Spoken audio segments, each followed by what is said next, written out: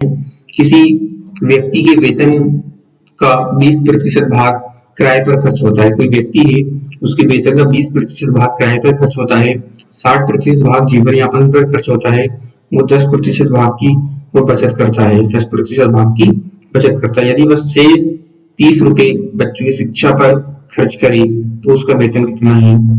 तो उसका वेतन कितना है निकालना है। ये जो हम देखते हैं कि हमारा है, माना व्यक्ति का वेतन x है, माना व्यक्ति का वेतन x है, व्यक्ति का वेतन कितना होगा? 100 रुपये हो गया।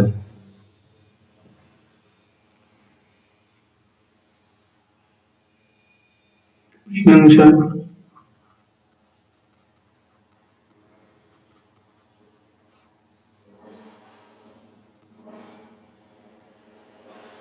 20% भाग किराए पर खर्च, 60% 10% की बचत करता है। तो x माइनस x का 20% भाग किराए पर प्लस x का 60% भाग जीवन वेतन पर प्लस x का 10% भाग खर्च करता है, बच्चों की शिक्षा पर खर्च करता है। तो हमारा क्या हो जाएगा? x माइनस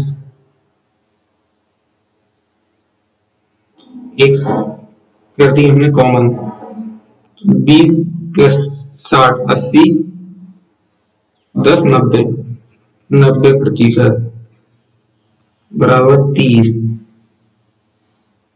x का 90%, x का 90% हमारा निकलेगा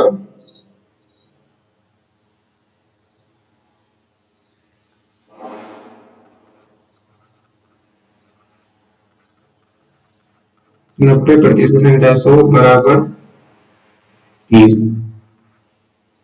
ये 0 कट, 10x माइनस 9x आगे 10 बराबर 30। एलसीएम मेथड से इसको हमने सोल्व कर लिया। तो 10x माइनस 9x कितना होगा? और भागे 10 बराबर 30, फिर गुणा कर लिया हमने, x बराबर 3 का 10 से गुणा किया तो 300 रुपये। तो उसका मासिक वेतन है 300 रुपये, है ना। इसको ट्रिक से हम सोल्व करना चाहें तो टोटल उसकी इनकम कितनी होगी? 100% होगी। उसमें से कितना परसेंट खर्च कर रहा है किराए पर? 20%, और 60% जीवन यापन पर प्लस 10% बचत कर रहा है, बराबर 30। तो 100% माइनस 20, 60 80, 10 90 प्रतिशत बराबर 30। 10% बराबर 30, तो 100% बराबर कितना होगा? 30 में 100 को गुणा कर देंगे, 10% 10 का गुणा करेंगे, 10 का करेंगे तो 100% बराबर 300 रुपये।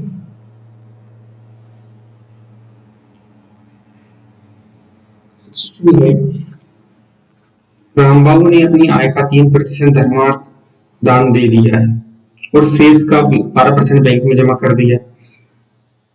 यदि उसके पास ₹12,804 है तो उसकी आय कितनी थी? 3% दान कर दिया।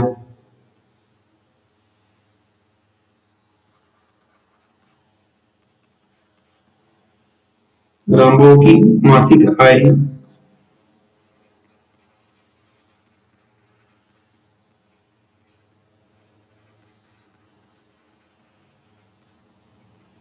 की आय कितनी है? 100 रुपये। 100 रुपये का 3% धर्मार्थ दान दिया, 100 रुपये का 3%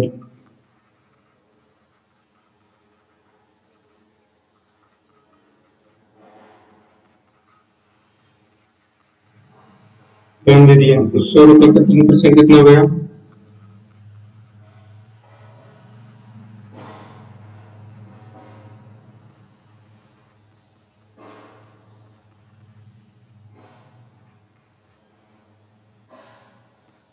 3 रुपए। शेष राशि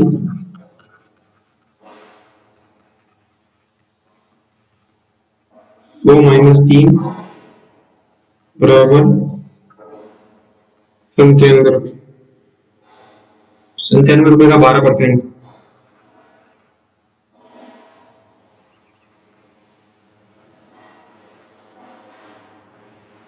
बैंक में जमा कर दिया।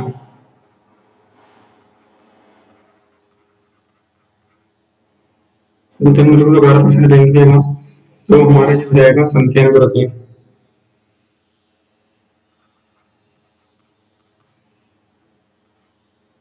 तो 12%, परसेंट का साइन आता है 100।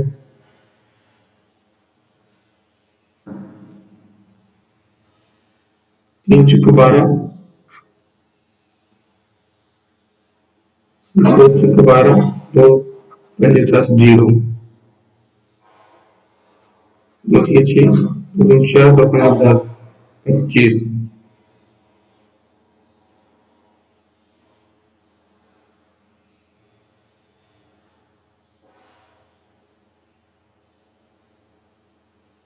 संख्यानवे को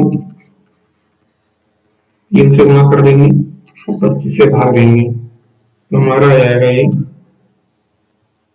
11.64। उसके पास शेष बचा रुपए कितना है?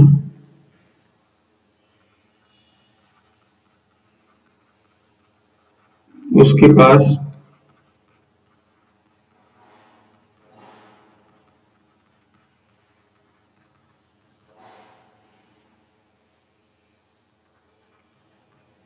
-11.64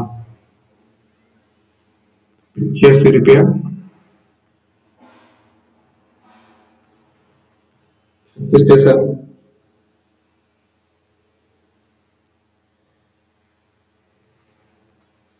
85 रुपया 30 पैसे का वास्तविक मूल्य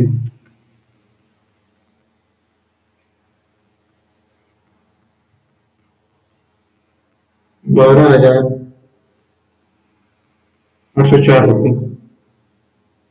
100 रुपये रामदेव की वास्तविक आय।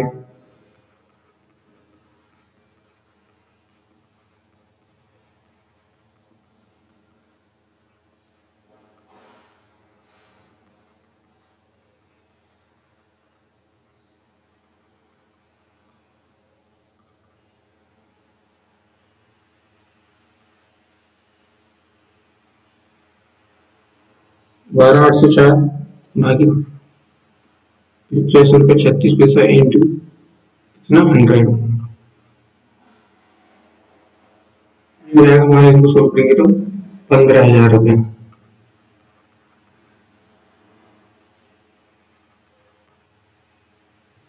रामबाबू की आय 15,000 रुपये।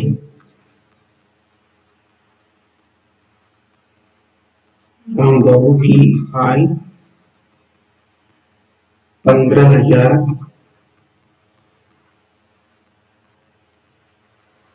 रुपये। अब इसको हम एक ट्रिक से और कर सकते हैं। इसमें 3% तो दान दिया, उसका टोटल संपत्ति कितनी होगी?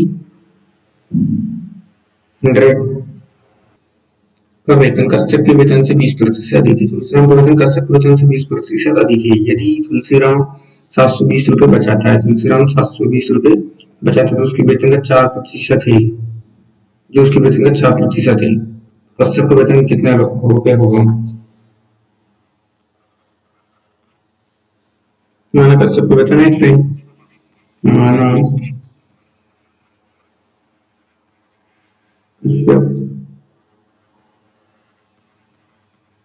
का वेतन 1 से, कश्यप का वेतन कितना गया? 1।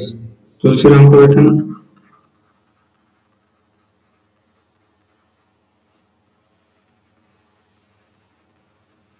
तुलसीराम का वेतन हो जाएगा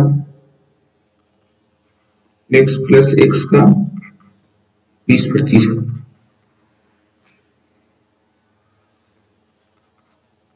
एक्स प्लस एक्स का 20%,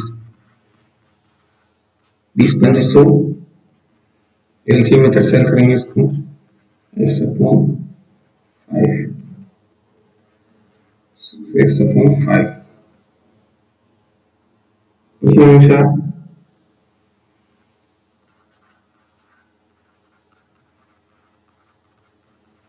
प्रश्न अनुसार क्या हो जाएगा हमारा कि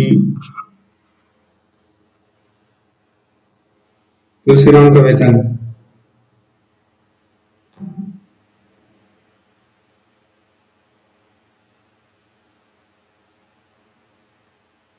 कितना है? 6x/5, 6x/5 का 4%, 720 रुपए ही।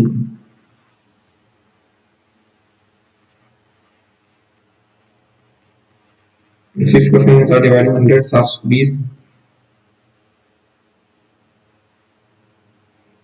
हमको वैल्यू फाइंड करना है एक्स का 720 into 5 into 100, 6 into 5, 4, 4 में 8, 4 पंजे 20, 25, 6 एकम 6, 6 में 12, 120, 120 में 25 से गुणा करेंगे इनटू 5,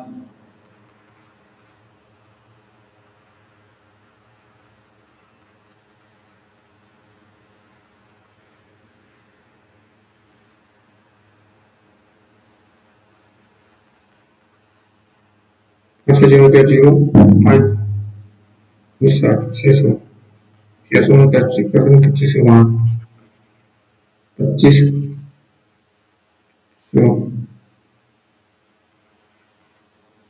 15,000 रुपए।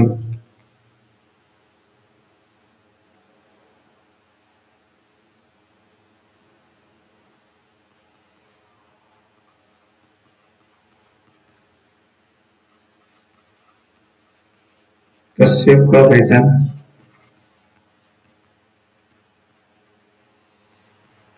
15,000 रुपए।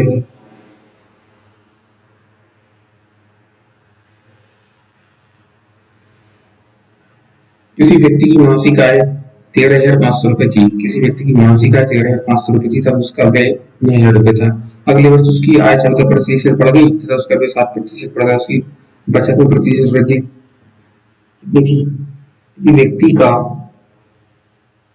मासिक वेतन 13,500 रुपए है,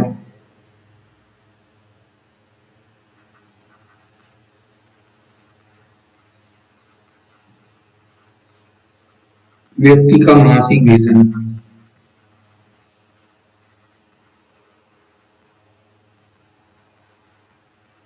13,500 रुपए हो गए, उसका व्यय 9,000 रुपए।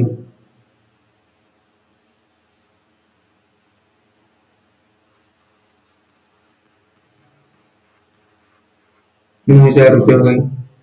बचत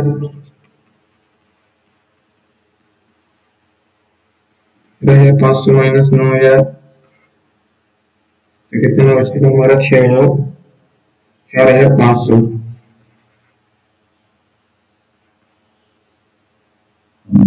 4,500 वृद्धि के बाद बचत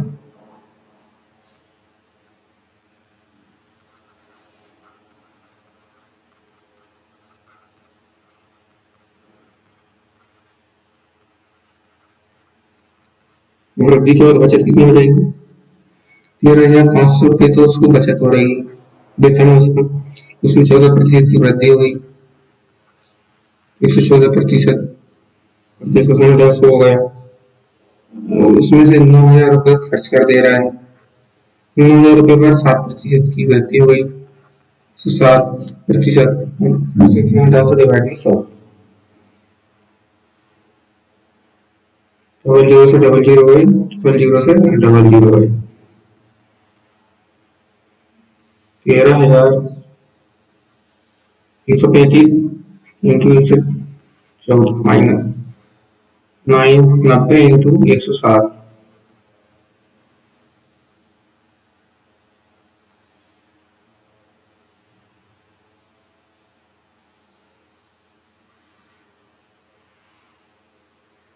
35 में 114 का कहाँ करेंगे?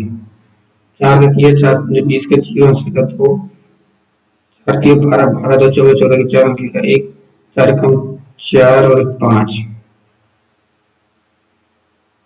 135, 135, 0 5 4 9, 8 3 के रद्द करेगा 3 80 का 1, 4 5, 15,390 रुपया। 90 का 107,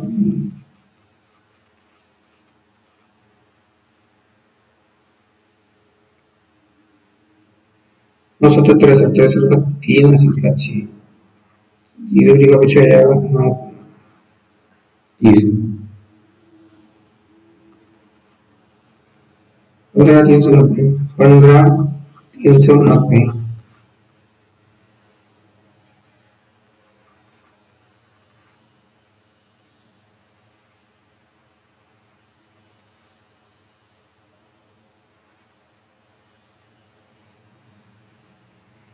तो 6, 13 13 में से 6 हो गया तो 7,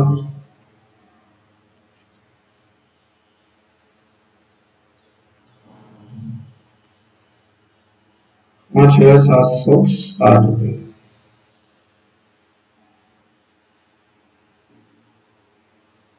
बचत प्रतिशत में वृद्धि,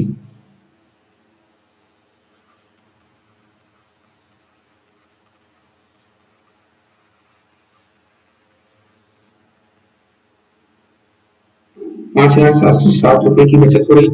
कितने रुपए से शुरुआत में कितनी हो रही थी? 4500 रुपये की, 4500,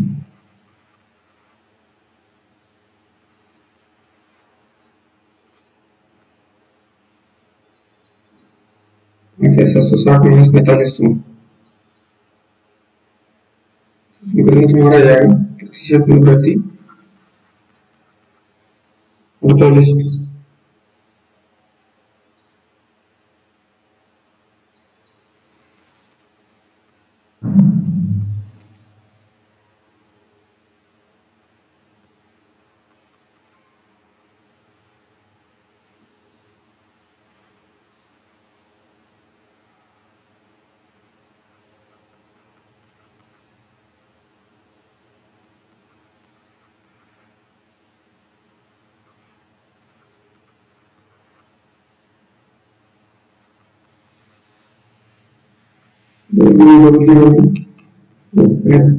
पाँच हजार सात सौ साठ,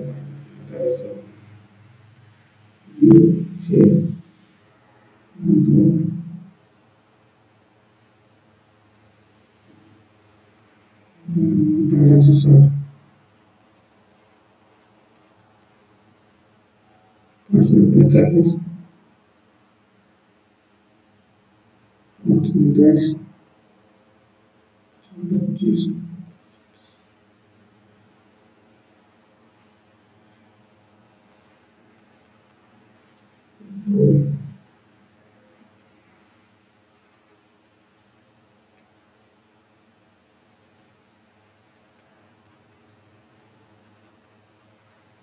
टेस्ट प्रतिशत किसी ऑप्शन में, टेस्ट प्रतिशत इज द राइट आंसर।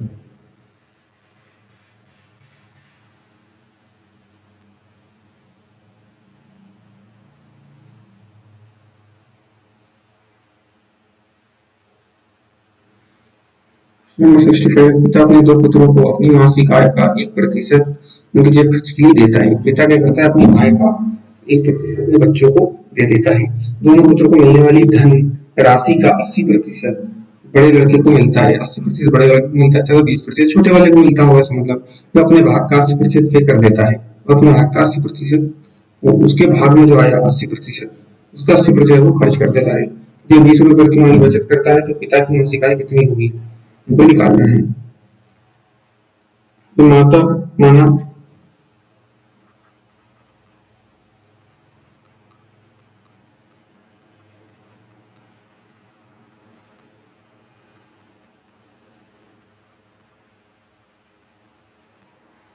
माना पिता की मासिक आय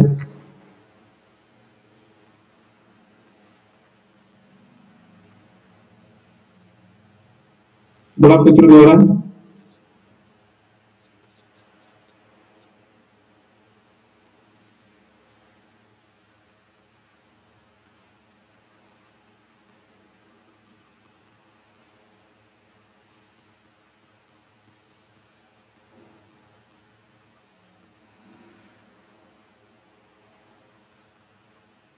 80%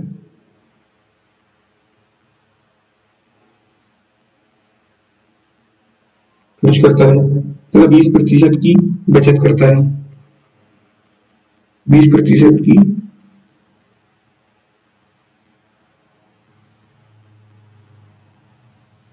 बचत करता है, जो 20 के बराबर है।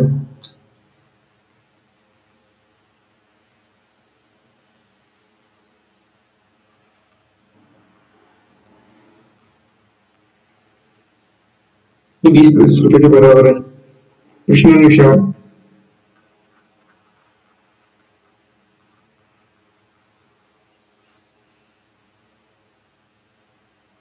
एक्स का 1% बड़े लड़के को मिला, उसका 80% उसने खर्च कर दिए, और 20% बचा लिया, तो 20 रुपए के बराबर है।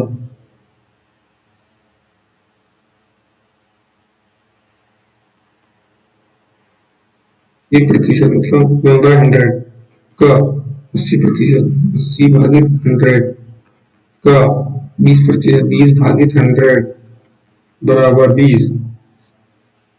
0 0 0 0 गए,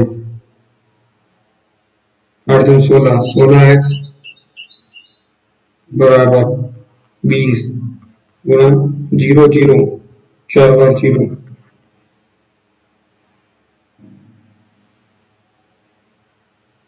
10,000। अब वैल्यू निकालना है x का, तो 20 गुणित 10,000 भागे 16, x बराबर 20 गुणित 10,000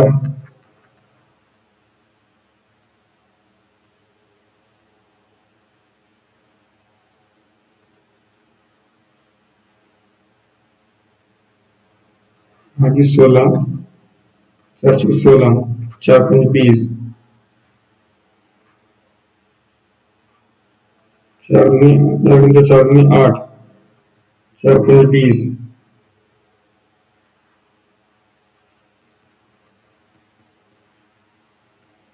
25 गुणा 5,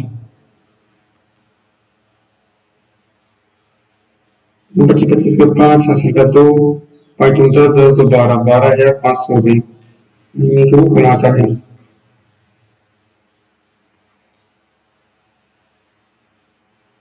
12,500 रुपये ये महीने की वो बचत करता है, पैसे कमाता है, जिसका 1% अपने पुत्रों को दे देता है।